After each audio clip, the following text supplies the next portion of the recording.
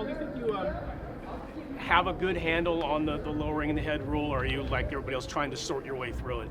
I talked to a lot of coaches about it. It's just, guys get in funky positions. Sometimes it's unavoidable to get those things, and we just try to teach the players to keep the head out of it, don't duck the head, and all you can do as a coach is keep going over those things and reassuring these guys and understanding what the rules are. But it's going to be hard to I saw one the other day where the guy was coming off the edge on a rush and ducked his head and they threw a flag. So it's really all over the board with the DBs, open field things. So we just got to keep educating the players the best we can.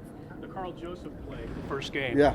When you looked at that, did you say, yeah, I can see why they called that, or were you kind of like, all right, let's try and figure this out? I actually asked the official right after the play was over, and I think sometimes when you hear the collision, it's just a natural tendency to throw the flag. When you go back and look at the film, you can clearly see his head was to the side, and it wasn't a helmet to helmet or anything like that. And I've seen plenty of these. I think there was someone told me there was 52 of them called in 33 preseason games. So, I understand you're trying to make the game safer, and we're all trying to do that. So, but at some point, it is football. What have you liked about what James Cowser's done these first two games? He's done a good job. I mean, he's playing linebacker, which is new for him, in a 4-3. So he's getting better at that. Had an interception the other day, and he can edge rush. So, and he's a smart guy.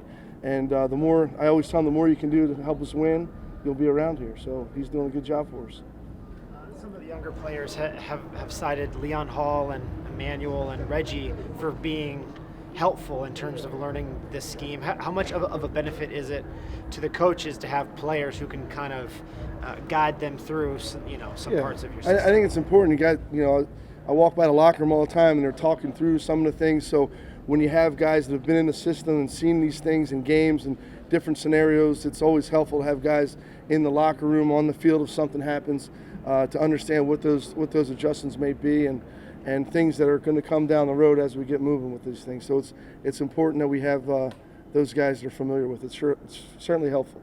PJ Holland, in regards to him just coming from where he's coming from, Sam Houston State, I know you have a soft spot in your heart for guys from small schools, but is he further along than where you would have thought given the jump in competition level that he has to make? Well, that was always, that's always a question mark. Coming from a smaller school, can he handle this level? And like I said, I've studied inside pass rushers for a long time, the size, the strength, the speed, all the characteristics you're looking for, and that kind of three technique for us on our defense. So, all those things match up. I always tell the coaches when you're doing the evaluations of the college players, don't look at the helmet. Look at the player and see what he's doing. And obviously he wasn't invited to the combine, but he did a real good job in his pro day.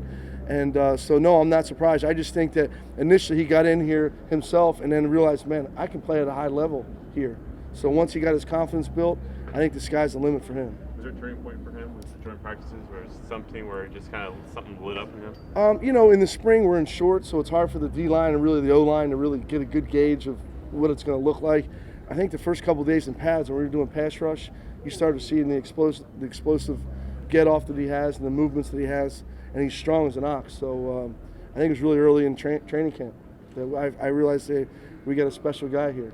Now that Garyon has started to put practices together and got some game action, can you see sort of a increase in what you're looking at? Same thing with him. The more he plays, the more confidence he's going to get, and all those things, whether it be covering a guy, tackling a guy, whatever it is, blitzing, whatever it may be, he's feeling more confident in the system. The more he's out here, the more he is going to feel confident, because we're going to put him in positions in practice that, hey, this is a one-on-one, this is your play to win, and he's been answering the bell. Obviously, one of your last year's starting safeties on the market now. Has there been any discussion about potentially bringing him in, and what do you like about him? No, I was kind of surprised they let him go. George has been a really good, steady player for them for a long time.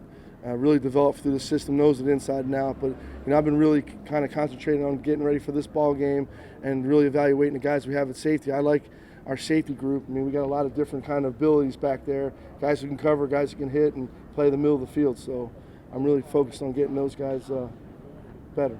You got Arden Key into a game for the first time there. What did you think of just the handful of snaps that he played? He did okay.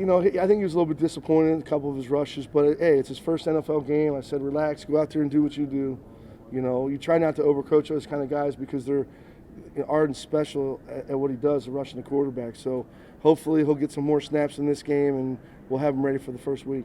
You rushed him exclusively at right end. 7 of his 8 rushes were on 3rd down. I know it's the preseason, you're only showing so much. Is that just a small example of your guys' usage plan for him, or is that a pretty good indicator of what we might see? No, I mean, we just, because he was coming off that injury, we just were limiting the snaps to 3rd down for that game, just because we didn't want to give him 35, 40 snaps on the first game. So that was the plan going in, get him in there on 3rd downs, let him rush, and then, as we go to this next game, we'll play a little bit more.